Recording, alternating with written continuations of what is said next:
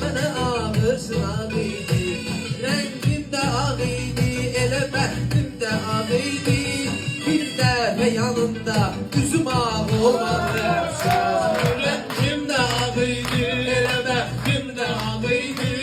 Bir dəfə yanında üzüm ağ olmadı əfsus. Meydanlara hər gün onu dartdım, bunu dartdım. Ünhan beni öyrəndi, ərus sarıdan attım. Qaldım papaq altında sənətlə başa qattım. Heç kim mənə baxdığında dayaq olmadı əfsus. Qaldım papaq altında sənətlə başa qattım. Heç kim mənə baxdığında dayaq olmadı əfsus. Yarım gözəli, yarı oyaq olmadı əfsus. Qapılarımız açıq qaldı, qonaq olmadı əfsus. Aşki görəsən şahların taxtında şəhanə. Getməkdirsə fikrin, nə lazımdır bəhanə.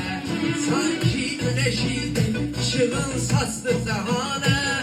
Addımladığım yolda çıraq olmadı əfsus. Sanki güneş idi, işığın saçdı cəhanə.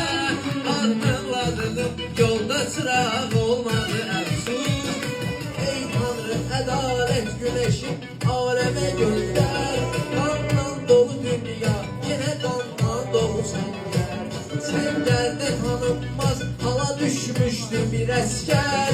Adsız şəhidin adına qulaq olmadı əfsus.